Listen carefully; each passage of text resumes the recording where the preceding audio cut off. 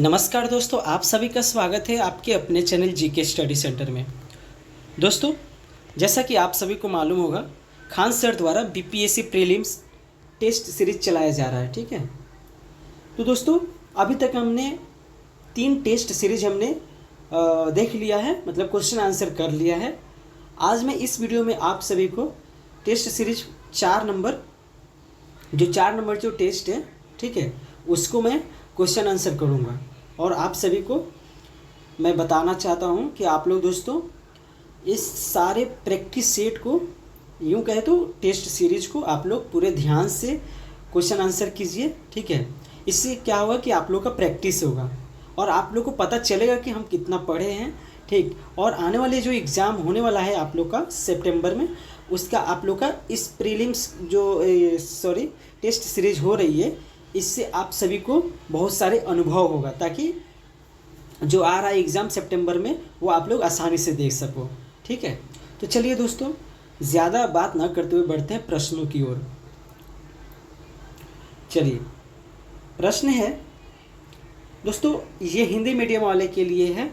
ठीक है, अगर इंग्लिश मीडियम वाले अगर प्रश्न चाहिए तो आप लोग कमेंट कीजिए।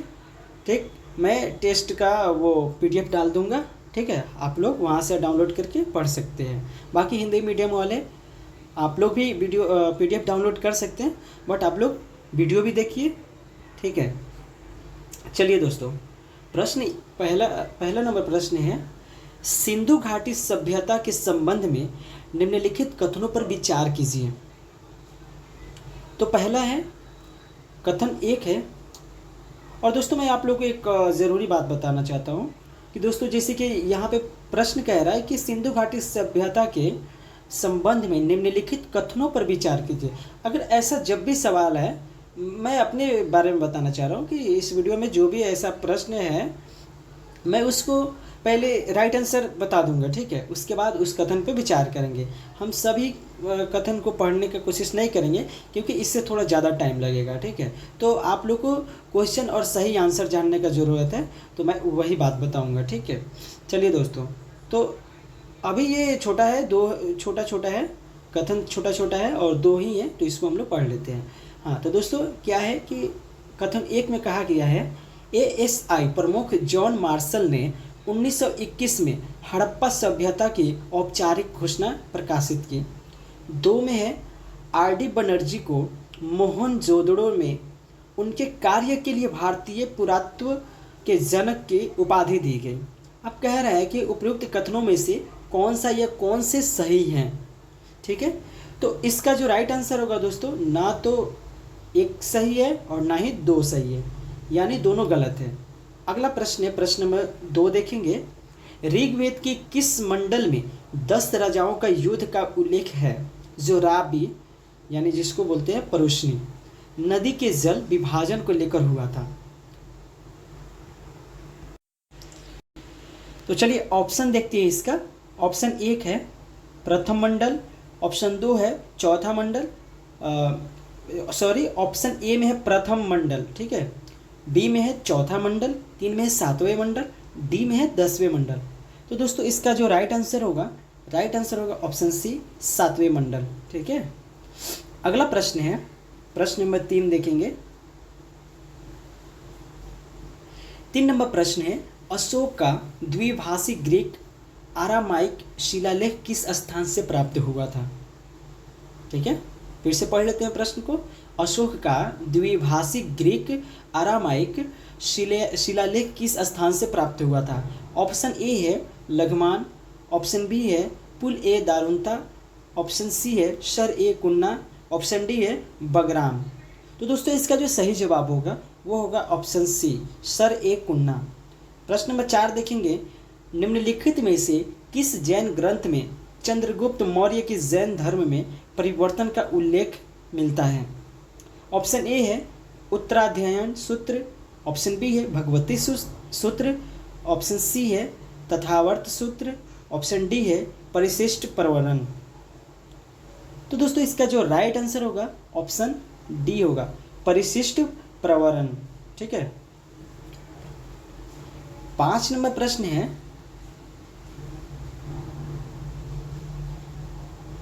5 नंबर प्रश्न है, मौर्योत्तर काल में राजनीतिक विकास के संबंध में निम्नलिखित कथनों पर विचार कीजिए।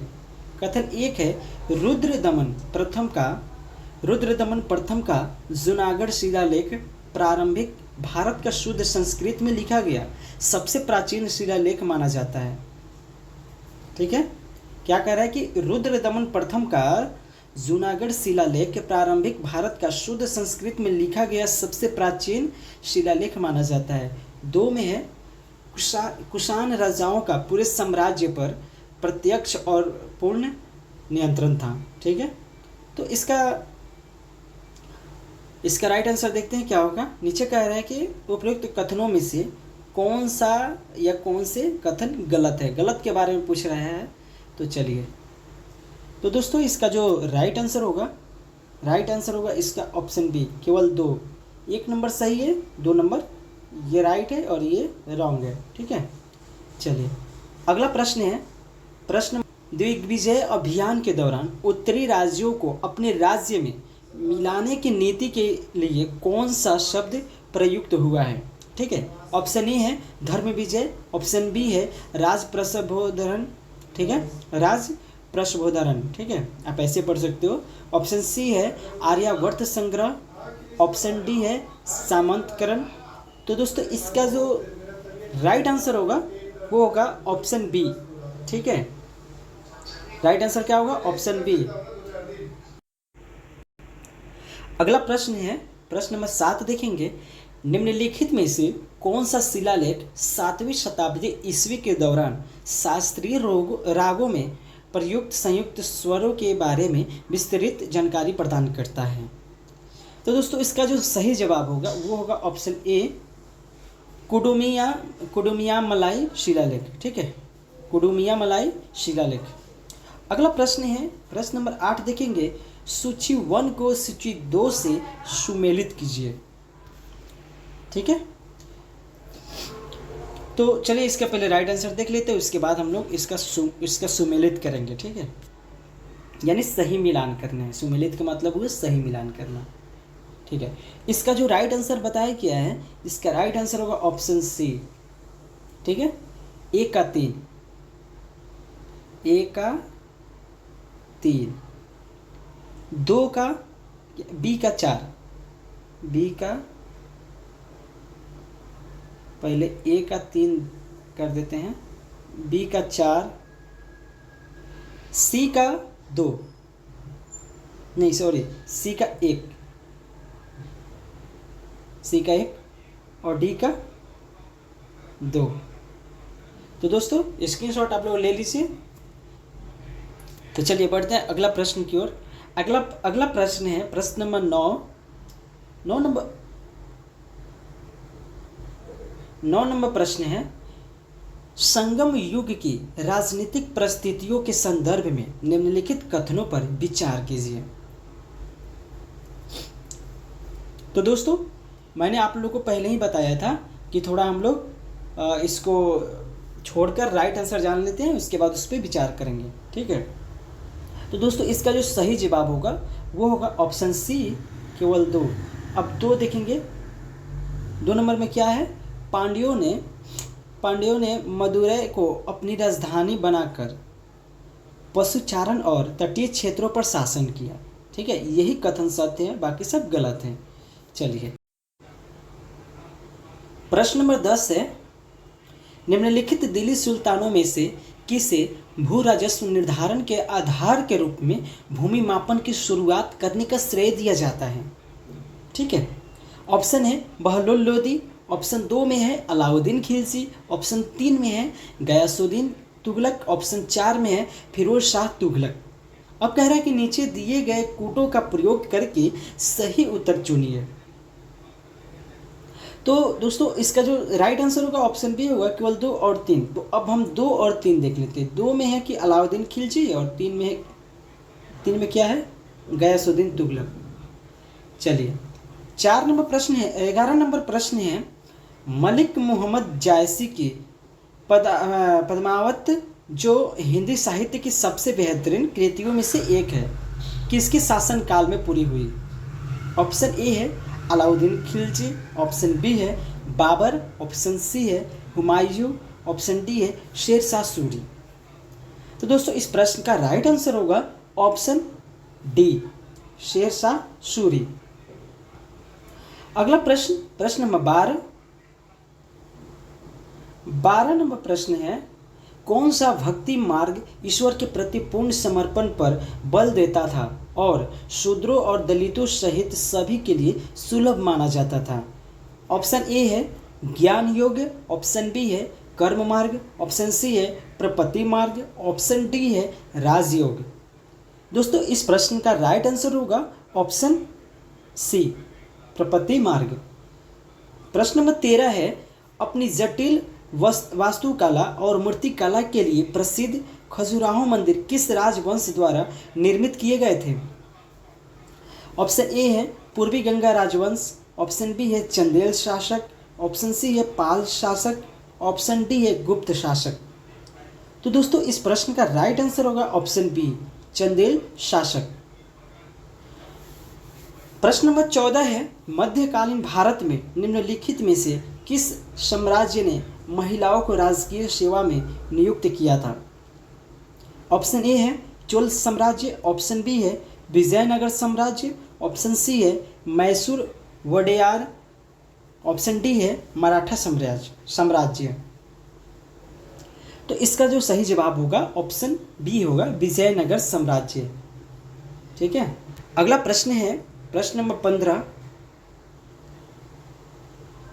15 नंबर प्रश्न है, निम्नलिखित में से कौन सा स्थल प्रारंभिक चोलों का एक महत्वपूर्ण बंदरगाह हुआ करता था? ऑप्शन ए है मंगरोल, ऑप्शन बी है पुहार, ऑप्शन सी है कुरकई, ऑप्शन डी है सोपारा।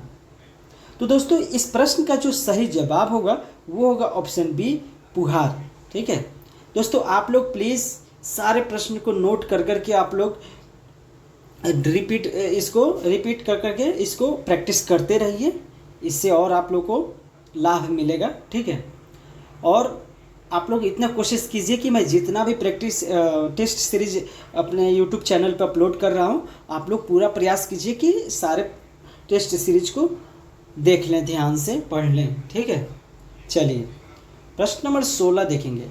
16 नंबर जो प्रश्न है ये है, निम्नलिखित में से कौन सी पारिस्थितिकी तंत्र सेवाएं इकोसिस्टम सर्विसेज मानी जाती है? एक में है क्षरण और बाढ़ नियंत्रण, 2 में है ज्ञान का निर्माण और विचारों का प्रसार, 3 में है मृदा का निर्माण और 4 में है जल शुद्धिकरण। तो दोस्तों सही आंसर होगा ऑप्शन 4, जल शुद्धिकरण। सॉरी मिस्टेक हो गई दोस्तों, यहाँ पे कुट का कहना प्रयोग करके नीचे दिए गए कोटों का प्रयोग करके सही उत्तर चुनिए। हाँ, तो क्या करें, नीचे दिए गए कोटों का प्रयोग करके सही उत्तर चुनिए। तो इसका सही जवाब जो होगा वो होगा ऑप्शन बी, केवल 1, 2 और 3, यानी कि 2 नंबर छोड़कर बाकी होगा 1, 2, 1, 3, 1, 2, 3। ठीक है,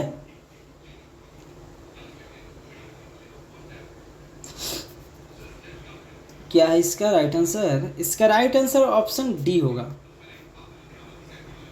पता नहीं क्या हो गया मुझे, तो क्या है ना दोस्तों, थोड़ी सी तबीयत गड़बड़ है, थोड़ा माइंड डिस्टर्ब है, थोड़ा ये भी दिक्कत है, इसी वजह से मैं इधर से उधर हो जा रहा हूँ, ध्यान नहीं दे पा रहा हूँ।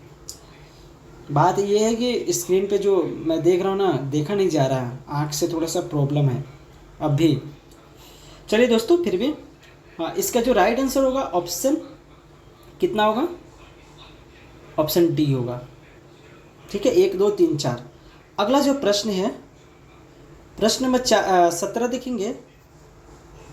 17 नंबर प्रश्न, निम्नलिखित में से कौन से अस्थायी कार्बनिक प्रदूषकों POPs, ठीक है, POP के स्रोत हैं? नीचे कह रहा है कि उपयुक्त कथनों में से कितने सही हैं। यहाँ पे 3 कथन दिए गए हैं, 3 कथन आप लोग देख रहे होंगे, और कह रहा है कि नीचे कितने कथन सही है। तो इसका जो हम पहले राइट आंसर देख लेते हैं। सी कह रहा है, यानी तीनों को हम लोग पढ़ेंगे। पहला है औद्योगिक प्रक्रियाओं के अवांछित उप उत्पाद, 2 में है कृषि रसायनों का अनुचित उपयोग और या निपटार। 3 में है उच्च तापमान और दहन प्रक्रियाएं। ठीक है, तो ये तीनों होगा। अगला प्रश्न है 18 नंबर प्रश्न, निम्नलिखित में से जीव नाइट्रोजन चक्र में शामिल है। नाइट्रोजन चक्र में जीव शामिल है। ऑप्शन ए है राइजोबियम, ऑप्शन 2 में है नाइट्रोबैक्टर, 3 में है नाइट्रोसोमोनास, 4 में है एजोटोबैक्टर। नीचे कह रहा है कि नीचे दिए गए कूट का उपयोग करके सही उत्तर चुनिए। तो इसका जो सही आंसर होगा ऑप्शन डी होगा, 1 2 3 4, ये चारों होगा। राइट आंसर क्या होगा? डी, 1 2 3 4, ये सारे जो है नाइट्रोजन चक्र में आते हैं। प्रश्न नंबर 19 देखेंगे, निम्नलिखित में से कौन उत्पादकता के घटते क्रम में व्यवस्थित पारिस्थितिक तंत्रों के अनुक्रम को सही ढंग से दर्शाता है? ऑप्शन ए है महासागर, झील, घास के मैदान, मैंग्रोव। ऑप्शन बी है मैंग्रोव, महासागर, घास के मैदान, झील। सी में है मैंग्रोव, घास के मैदान, झील, महासागर। डी में है महासागर, मैंग्रोव, झील, घास के मैदान। ठीक है, तो इसका जो सही जवाब जो होगा वो होगा ऑप्शन सी। पहले होगा मैंग्रोव, उसके बाद घास के मैदान, फिर झील और फिर महासागर। अगला प्रश्न है प्रश्न नंबर 19 देखेंगे।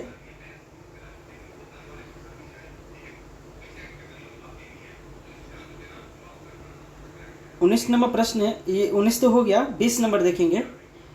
20 नंबर प्रश्न ये रहा। 20 नंबर प्रश्न है, निम्नलिखित में से कौन सा शब्द किसी जीव के भौतिक आवास और पारिस्थितिक समुदाय के भीतर उसकी कार्यात्मक भूमिका दोनों को संदर्भित करता है?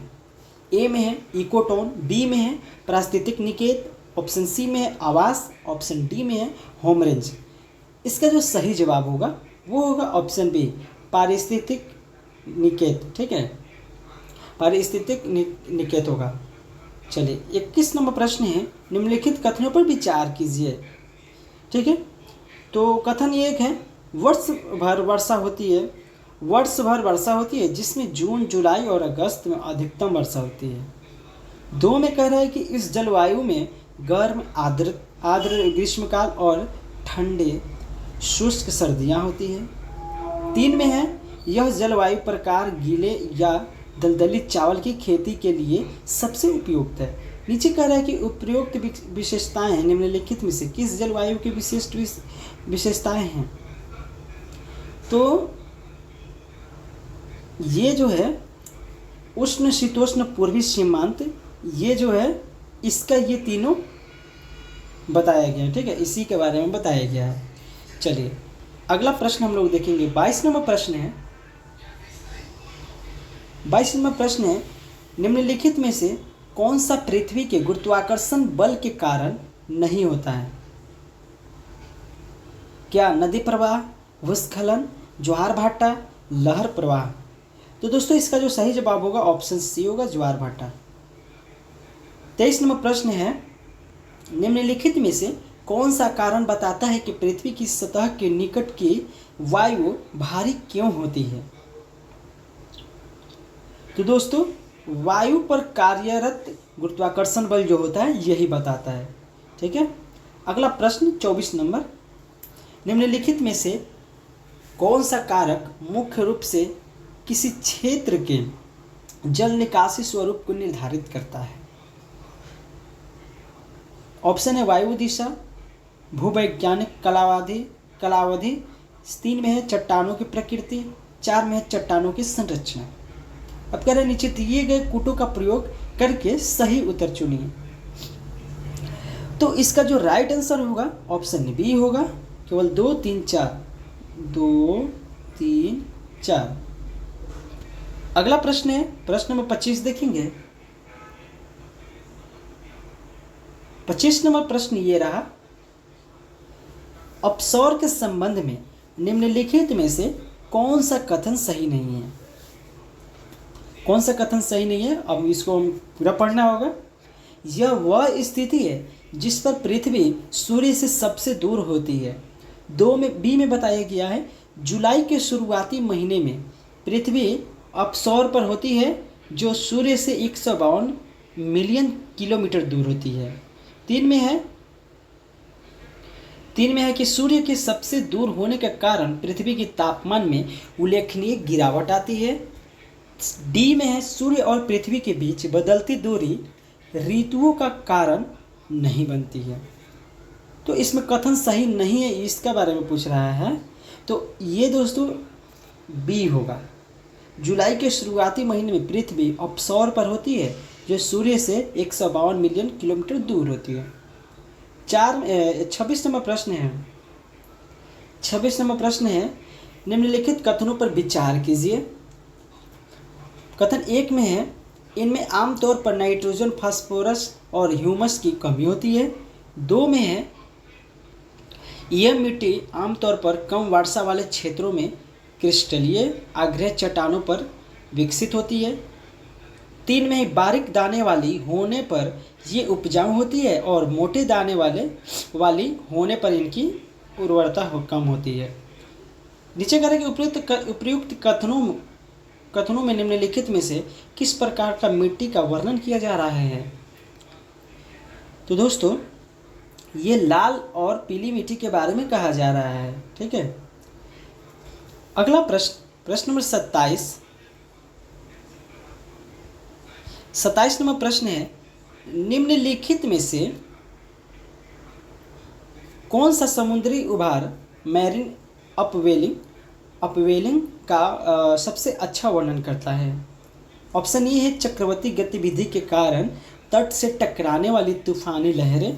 बी में है, ग्लोबल वार्मिंग के कारण समुद्र के स्तर में वृद्धि। सी में है, समुद्र की सतह की ओर गहरे ठंडे पानी का उठना।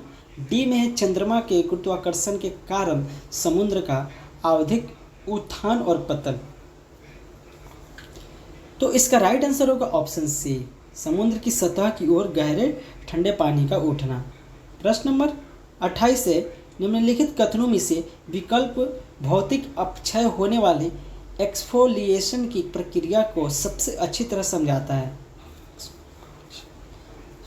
तो दोस्तों इस प्रश्न का राइट आंसर होगा ऑप्शन बी, तापमान में परिवर्तन के कारण विस्तार और संकुचन, ठीक है, संकुचन।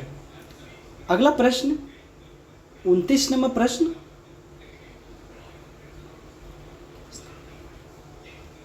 दोस्तों 29 नंबर प्रश्न है, स्टेलेग्माइट, ठीक है, स्टेलेग्माइट के संबंध में निम्नलिखित कथनों पर विचार कीजिए। 1 में है, यह गुफा के तल से ऊपर की ओर उठता है। कह रहा है कि यह गुफा की तल से ऊपर की ओर उठता है जो आमतौर पर क्या है, स्टैलेक्लाइट से टपकते पानी के कारण बनता है। 2 में है, ये आमतौर पर ऊपर की ओर चौड़े होते हैं और नीचे की ओर पतले होते जाते हैं जिससे डिस्क जैसी या स्तंभ जैसी आकृतियाँ बनती है। अब कह रहा है कि कौन सा कथन सही है। तो कथन जो 1 नंबर जो है वो सही है, यानी कि राइट आंसर ऑप्शन ए होगा। 1 नंबर जो कथन बताया गया ये सही है।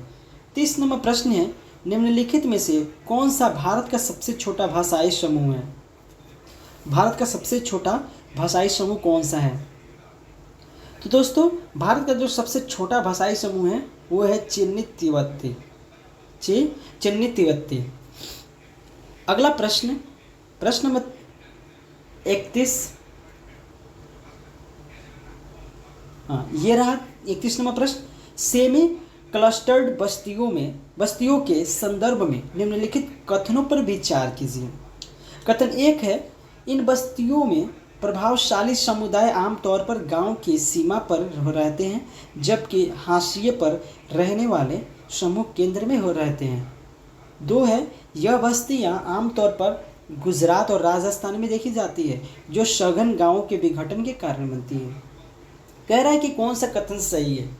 तो दोस्तों कथन 2 नंबर जो है ये 2 नंबर सही है, 1 नंबर गलत है। अगला प्रश्न, प्रश्न नंबर 32, यह एक उष्णकटिबंधीय बागानी फसल है। इसके बीजों को भूनकर पीसकर पेय पदार्थ तैयार किया जाता है। भारत विश्व के उत्पादन का केवल 4.3% ही पैदा करता है और छठे स्थान पर है।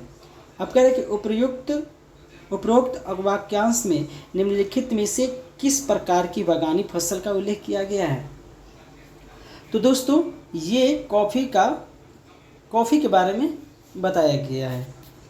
अगला प्रश्न है प्रश्न नंबर 33 नंबर ये रहा प्रश्न, सड़क परिवहन के संबंध में निम्नलिखित कथनों पर विचार कीजिए।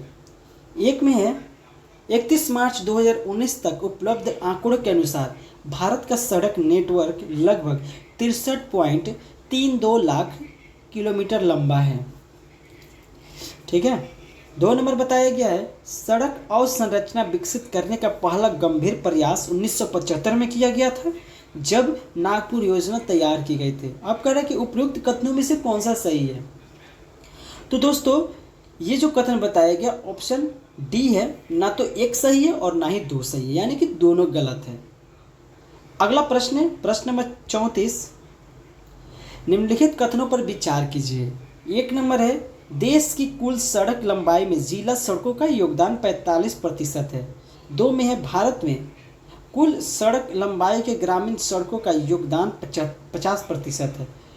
उपरोक्त कथनों का कौन सा सही है। उपरोक्त कथनों में से कौन सा या कौन सा सही है। तो दोस्तों इसमें भी ना तो एक सही है ना ही दो सही है। ठीक है, अब बढ़ते हैं अगले प्रश्न की ओर। अगला प्रश्न है 35 नंबर प्रश्न, निम्नलिखित कथनों पर विचार कीजिए। इसका उपयोग मुख्यतः विद्युत और इलेक्ट्रिक उद्योगों में होता है। 2 में है, इसे बहुत पतली चादरों में विभाजित किया जा सकता है जो मजबूत और लचीली होती है। 3 में है, उच्च गुणवत्ता वाले संसाधन निचले हजारीबाग पठार के दक्षिण पश्चिमी भाग में लगभग 150 किलोमीटर लंबाई और 22 किलोमीटर चौड़ी पट्टी में पाए जाते हैं। कह रहा है कि उपयुक्त कथनों में से किस खनिज का वर्णन किया जा रहा है। तो दोस्तों ऑप्शन ए है, अभ्रक के बारे में इस जो भी कथन दिए गए हैं इन्हीं के बारे में कहा गया है। बढ़ते हैं अगले प्रश्न की ओर। अगला प्रश्न है 36 नंबर प्रश्न। 36 नंबर प्रश्न ये रहा, निम्नलिखित गद्यांश पर विचार कीजिए। वे बंगाल के एक ब्रह्म समाज सुधारक थे। उन्होंने 1870 में एक वर्किंग मेंस क्लब की स्थापना की और श्रमिकों को शिक्षित करने के मुख्य उद्देश्य से भारत श्रमजीवी नामक एक मासिक पत्रिका निकाली। अब कह रहे हैं कि उपयुक्त गद्यांश में निम्नलिखित में से किसका वर्णन किया गया है। तो दोस्तों इसका जो राइट आंसर होगा ऑप्शन सी होगा, शशिपाद बनर्जी।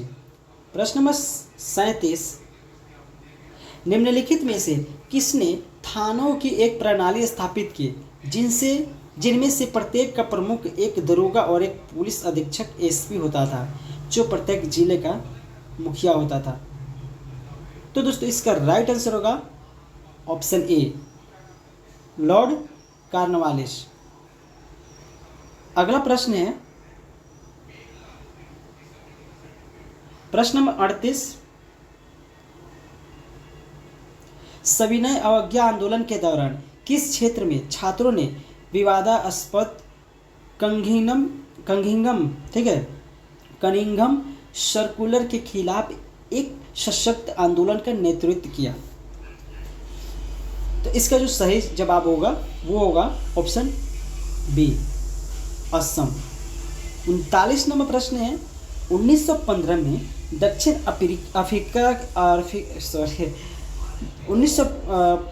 दक्षिण अफ्रीका के लौटने के बाद महात्मा गांधी ने अपनी पहली बड़ी सार्वजनिक उपस्थिति कहाँ दर्ज कराई। तो दोस्तों इसका जो सही जवाब होगा वो होगा ऑप्शन बी, बनारस हिंदू विश्वविद्यालय। अगला प्रश्न 40 नंबर, दादा भाई नौरोजी नौरोजी के इस संबंध में निम्नलिखित कथनों पर विचार कीजिए। एक है, उन्होंने 1866 में लंदन में ईस्ट इंडिया एसोसिएशन का गठन किया। 2 में है, वे 3 बार भारतीय राष्ट्रीय कांग्रेस के अध्यक्ष चुने गए। अब कह रहा है कि उपयुक्त कथनों का सही जवाब दीजिए, मतलब कौन सा सही है। तो दोस्तों इसका जो कथन 1 और 2 दोनों सही है। अगला प्रश्न 41 नंबर, निम्नलिखित में से कौन सा 19वीं शताब्दी के उत्तरार्ध में उत्तरवादी राष्ट्रवादियों द्वारा किया गया एक महत्वपूर्ण सामाजिक सुधार था। ऑप्शन ए है सती प्रथा उन्मूलन, ऑप्शन बी है अखिल भारतीय ट्रेड यूनियन कांग्रेस के गठन, ऑप्शन सी है विधवा पूर्ण विवाह, डी में है भारत और लंदन में एक साथ ICS परीक्षा आयोजित करने की अनुमति देने वाला हाउस ऑफ कॉमन्स का प्रस्ताव। तो दोस्तों इसका जो सही जवाब होगा ऑप्शन डी होगा। ठीक है। 42 नंबर प्रश्न, निम्नलिखित में से कौन सा तरीका उग्रवादियों की विशिष्ट पद्धति नहीं थी। ऑप्शन ए है ब्रिटिश सरकार से सुधारों के लिए याचिका दायर करना, ऑप्शन बी है अंग्रेजों के साथ असहयोग की वकालत करना, ऑप्शन सी है राष्ट्रवादी भावनाओं को जगाने के लिए पारंपरिक भारतीय त्योहारों का पुनर्जीवित करना, डी में है ब्रिटिश प्रभुत्व के विरुद्ध आत्मनिर्भरता आत्मशक्ति पर जोर देना। तो दोस्तों इसका जो सही जवाब होगा ऑप्शन ए होगा। ठीक है, ऑप्शन ए। अगला प्रश्न है प्रश्न नंबर 43 नंबर प्रश्न, निम्नलिखित घटनाओं पर विचार कीजिए। 1 में बताया गया है सरकार ने बंगाल विभाजन को रद्द करने की घोषणा की। 2 में है राष्ट्रीय शिक्षा परिषद का गठन। 3 में है कर्जन द्वारा भारतीय विश्वविद्यालय अधिनियम पारित किया गया। अब करें उपरोक्त घटनाओं का कालानुक्रमिक क्रम है। तो दोस्तों इसका जो सही जवाब होगा वो होगा ऑप्शन सी, पहले 3 फिर 2 फिर 1, पहले 3 2 फिर 1। अगला प्रश्न 44 नंबर, निम्नलिखित में से वेलबी आयोग का मुख्य उद्देश्य क्या था। तो दोस्तों वेलबी जो आयोग का मुख्य उद्देश्य था वो था धन की निकासी, ड्रेन ऑफ वेल्थ का मुद्दा। ठीक है, धन की निकासी का मुद्दा था। 45 नंबर प्रश्न जो है, निम्नलिखित में से कौन से व्यक्ति मजदूर किसान पार्टी से जुड़े हुए थे। तो दोस्तों वे थे PC जोशी। चलिए दोस्तों, तो आज का जो हम लोग प्रश्न को देखे हैं, क्वेश्चन आंसर किए हैं, तो यहीं तक रहने देते हैं। फिर मिलते हैं नेक्स्ट वीडियो में। तब तक के लिए धन्यवाद। जय हिंद, जय भारत।